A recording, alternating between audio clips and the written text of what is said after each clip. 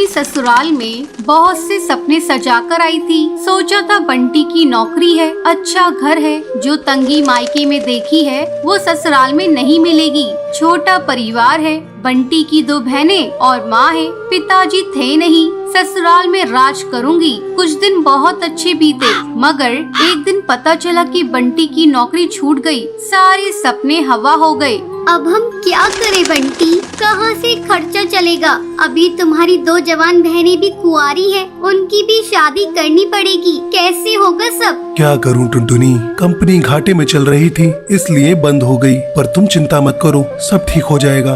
2 साल बीत गए मगर बंटी को कहीं काम नहीं मिला। जो जमा पूंजी थी उससे एक बहन की शादी कर दी। कुछ दिनों बाद टुनटुनी को एक बेटी हुई। टुनटुनी की चिंता और ज्यादा बढ़ने लगी। बंटी, अब हमारी बेटी हो गई है, अपनी इच्छाएं तो मैं मार भी लूं, पर बच्चे की जरूरतें वो तो पूरी करनी ही पड़ेगी ना।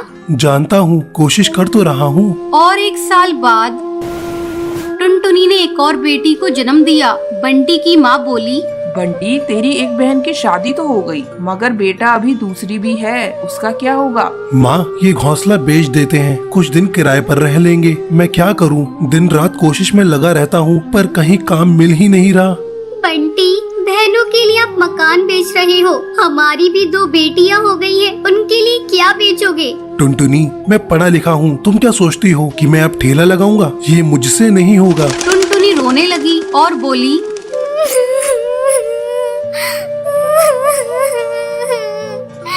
तो क्या मैं अपने बच्चों के लिए 10 रुपए के अनाज के लिए भी तरसती रहूं? दोनों बच्चियां दाने के लिए रोती रहती है, क्या पानी से उनका पेट भरती रहूं? जब तक कोई नौकरी नहीं मिलती तब तक तो कुछ कर ही सकते हो, या मुझे ही काम करना पड़ेगा?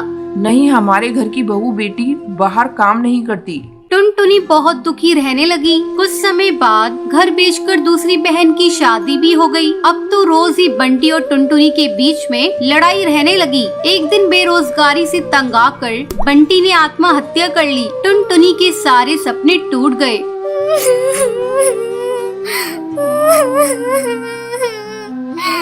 मैं बिल्कुल अकेली हो गई हूँ। अब जिम्मेदारी टुनटुनी के सर पर थी। बूढ़ी सास, अपनी 2 बेटियां और घोंसले का किराया। कुछ आसपास के पक्षी गरीब समझकर बच्चियों को पुराने कपड़े और खाना देकर मदद कर दिया करते थे। टुनटुनी अपनी सास से बोली, माँ, 2 महीने गुजर गए, जो घर का पैसा बचा था वो सब खर्च हो गया। अब मुझे ही कोई काम करना पड़ेगा। जिस गरीबी में हमारे दिन कट रहे हैं, मैं नहीं चाहती कि मेरी बच्चियाँ भी गरीबी में दिन गुजारे। मगर तू करेगी क्या बहू? अपना कुछ काम करने के लिए पैसे भी तो चाहिए। कोई बात नहीं माँ, कोई तो मदद कर ही देगा। टुनटुनी ने सब रिश्तेदारों से मदद मांगी, पर किसी ने कोई मदद नहीं की। सब ये सोचते थे कि ये इतनी गरीब है, कहाँ से चुकाएगी। मायके से भी किसी तरह की कोई मदद नहीं मिली। टुनटुनी निराश हो गई और दुखी होकर रोने लगी।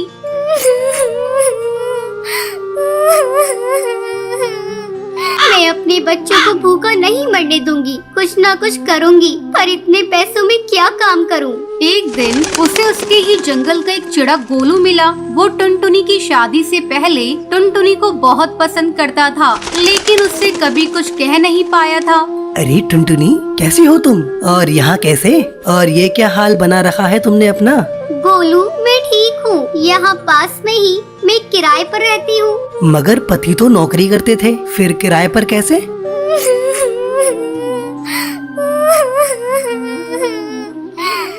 मेरे पति नहीं है, नौकरी छूट गई, घर बिक गया, बहुत गरीबी में दिन गुजार रही हूँ, कोई काम भी नहीं कर पा रही हूँ। मेरे पास केवल 1000 रुपए है, उसमें मुझे घर का खर्चा भी चलाना है और किराया भी देना है। मेरी सास बुजुर्ग है और मेरी 2 बेटियाँ भी है, कोई सहारा नहीं है, सबने साथ छोड़ दिया। कैसे कर पाऊंगी इतने कम पैसों में कोई काम? इतनी चिंता मत करो टुनटुनी, तुम चलो मेरे साथ। गोलू उसे चूड़ियों की थोक रेट वाली दुकान पर ले गया। ये मेरी ही दुकान है टुनटुनी।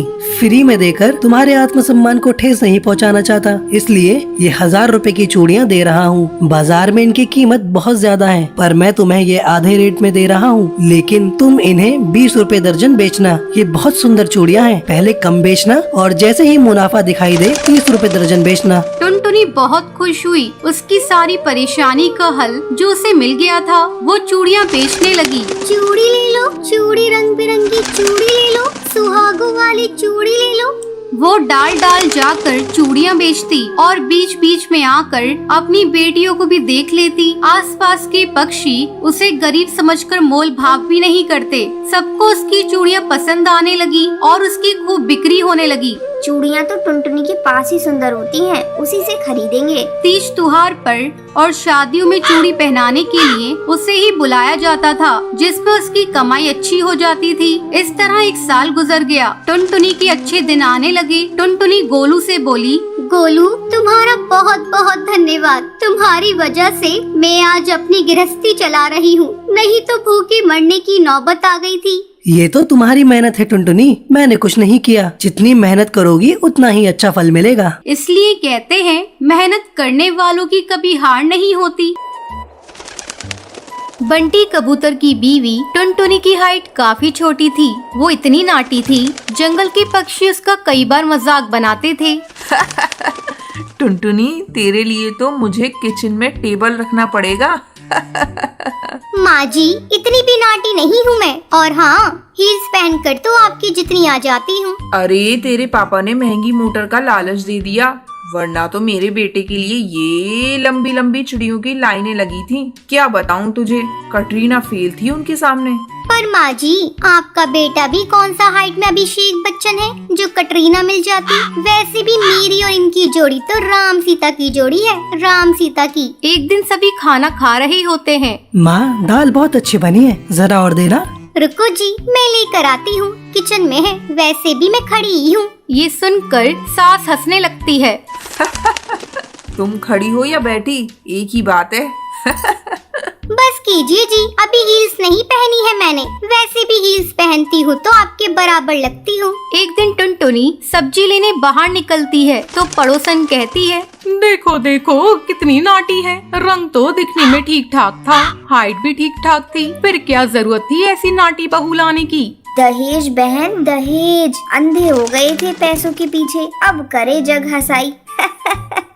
दोनों की बात टुनटुनी सुन लेती है और उसे बहुत गुस्सा आ जाता है। आंटी जी, एक बात बताओ, मेरे पापा के पास पैसे हैं, उनको अच्छी लड़की की तलाश थी, ये पसंद आए और शादी हो गई। इसमें मेरा क्या कसूर, ये जो आप लोग मुझे सुना रही हैं? अरे नहीं नहीं टुनटुनी, हम तो तेरी सास की बात कर रही थी। कितनी लालची औरत है। देखिए, वो लालची नहीं है, पर उनके कुछ शौक है जो वो अपने बेटे से पूरा करवाना चाहती है। और देखा जाए तो उसमें उनकी गलती भी क्या है भला। और इन्होंने मुझसे शादी की है तो जरूर कुछ न कुछ अच्छाई नजर आई ही होगी ना। और अब ना मैं आपकी बहू हूँ और ना ही आपके रिश्तेदारों को मुझसे मिलना है। फिर ये बात समझ नहीं आई कि आप इतना परेशान क्यों हो रही हैं। ये बोलकर टुनटुनी वहाँ से निकल जाती है। टुनटुनी, चलो जल्दी से तैयार हो जाओ, हम लोगों को पार्टी में जाना है। टुनटुनी तैयार होकर पार्टी में जाती है, जहाँ बंटी का दोस्त उससे कहता है, अरे बंटी, तू कितना लकी है यार। तेरी बीवी की हाइट इतनी कम है कि तुझे बच्चे की जरूरत ही नहीं,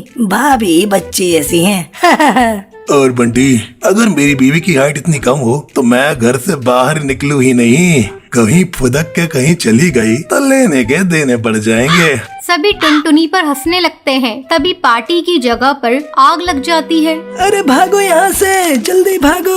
अरे लेकिन बाहर के दरवाजे पर ही आग है, हम बाहर निकलेंगे तो निकलेंगे कैसे? कोई रास्ता भी नहीं है। अरे रास्ता है ना, अगर कोई सामने वाली खिड़की से बाहर निकल जाए तो सब निकल सकते हैं। तभी टुनटुनी छोटी सी खिड़की से बाहर निकल जाती है और आग बुझा देती है। अरे वाह, भाभी जी ने तो हम सबको बचा लिया। वाह भाई वाह, बीवी हो तो ऐसी, अपने पति ही नहीं यहाँ मौजूद सभी की जान बचा ली है। भाई बंटी, माफ कर देना, तेरी बीवी तो सच में कमाल है। मुझे ये बात पता है और मुझे मेरी बीवी पर गर्व है। टुनटुनी मुस्कुराकर अपनी पति की तरफ देखती है। कुछ दिनों बाद टुनटुनी और उसकी सास मार्केट जाती हैं। वहाँ पर अरे भैया, ये कपड़े देना कितने का पड़ेगा? माता जी, ये तो बहुत महंगा कपड़ा है, लेकिन अब बस 2 मीटर बचा है। मेरे तो किसी काम का है नहीं, आप बस इसके 100 रुपए दे दो। अरे भैया, तो मैं क्या करूँगी इस टुकड़े का? लेकिन वैसे है बड़ा ही सुंदर। तभी टुनटुनी बोल पड़ती है, इसमें तो मेरी पूरी ड्रेस सिल जाएगी। ये कहकर वो कपड़ा ले लेती है। अगले दिन टुनटुनी वो ड्रेस पहनकर सास के सामने आती है। अरे वाह टुनटुनी, ये ड्रेस तो काफी सुंदर लग रही है, बड़ी महंगी होगी ना? अरे कपड़ा तो मैंने ही पसंद किया था, बस पूरा नहीं था तो इसने ले लिया। सिर्फ 200 रुपए की ड्रेस है ये पूरी। देखो माँ जी, नाटी होने के भी कम फायदे नहीं है। जैसे तैसे दिन कट रहे थे। सास और पड़ोसियों का मजाक बनाने का सिलसिला चल ही रहा था। एक दिन मोहल्ले से बहुत जोर जोर से आवाज आती है, हाय रे, मैं मर गई। अरे क्या हुआ? देखते हैं तो सभी गड्ढे के सामने भीड़ लगाकर खड़े होते हैं। मेरा बेटा इस गड्ढे में गिर गया। पड़ोसन जोर जोर से रोने लगती है। तभी वहाँ टुनटुनी आ जाती है। रोइए मत, मैं प्रिंस को लेकर आती हूँ। ये बोलकर नाटी सी पतली सी टुनटुनी चिड़िया गड्ढे में घुसकर बच्चे को बाहर ले आती है। तब क्या था, एक बार फिर टुनटुनी के लिए पूरा मोहल्ला तालियां बजाता है। मुझे माफ कर दो टुनटुनी, मैंने तुम्हारी हाइट का कितना मजाक बनाया था। कोई बात नहीं मासी, प्रिंस ठीक है, ये बहुत है। अब वो दिन आता है जब सास टुनटुनी की तारीफ करती है। वाह बहू वाह, तेरी तारीफें सुन सुनकर तो मैं बहुत खुश हो गई। आज तो तूने ये साबित कर दिया, समाज में परिंदे रंग रूप लंबाई ऊंचाई से नहीं बल्कि साहस और हौसले से काबिल कहलाता है। मुझे माफ कर देना बेटी।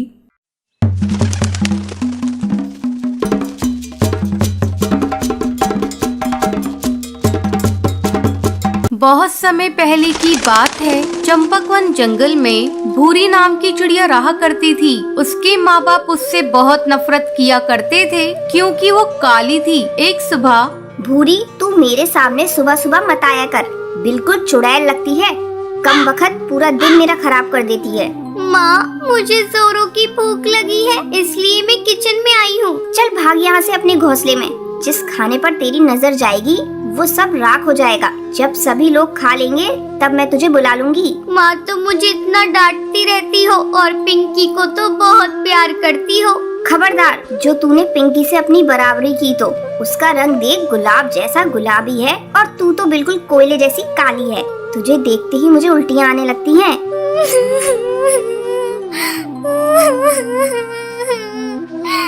अपनी माँ की कड़वी बातें सुनकर भूरी रोती रोती अपने घोंसले में चली जाती है। जब सभी परिवार के पक्षी खाना खा लेते हैं तब उसकी माँ उसे बुलाती है। अरे करमजली, आकर खा ले और उसके बाद सारे बर्तन धो देना। ठीक है माँ। जब भूरी खाना खाने आती है, ये क्या माँ, ये तो सूखी रोटी है, इसके साथ तो सब्जी भी नहीं है। यही बचा है खाने को, तुझे खाना है तो खा, नहीं तो भूखी मर। किसी तरह भूरी सूखी रोटी खाती है। एक दिन भूरी के पिता जंगल में काम पर जा रहे होते हैं। तब भूरी आकर अपने पिता से कहती है, पापा, मेरी सैंडल टूट गई है, मेरे लिए नई सैंडल ला दो ना। अरे भाग्यवान, कहाँ हो तुम? जल्दी हटाओ इस काली लड़की को मेरे आंखों के सामने से। सुबह सुबह इसका चेहरा देख लिया, अब पता नहीं मेरा आज का दिन कैसा गुजरेगा। अरे करमजली, तुझे कितनी बार कहा सुबह सुबह अपने घोंसले से मत निकला कर, लेकिन तू है कि मानती ही नहीं।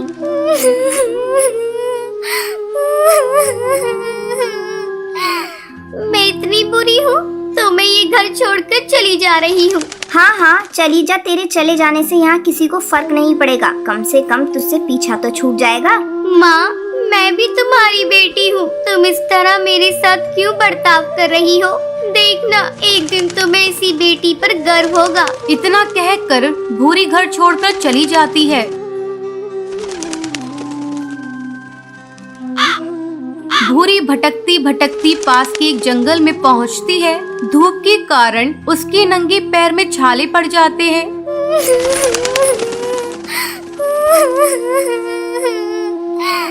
मेरे मम्मी पापा मुझसे बिल्कुल भी प्यार नहीं करते। अच्छा होता मैं मर ही जाती। अब मैं कभी भी अपने घर नहीं जाऊंगी। तभी उसी जंगल से एक जादूगरनी गुजरती है।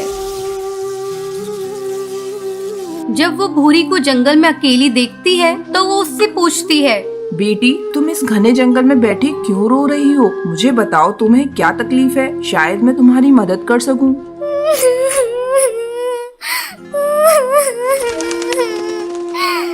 जादूगरनी, ये देखो मेरे पैरों में छाले पड़ गए हैं। मेरे मम्मी पापा मुझसे बिल्कुल भी प्यार नहीं करते, इसलिए मैं अपना घर छोड़कर यहाँ आई हूँ। ये सब मेरे काले रंग से नफरत करते हैं। बेटी तुम चिंता मत करो, मैं तुम्हें एक जादुई सैंडल देती हूँ, जिसे पहनते ही तुम बहुत ही खूबसूरत हो जाओगी। फिर वो जादूगरनी भूरी को एक सैंडल देती है।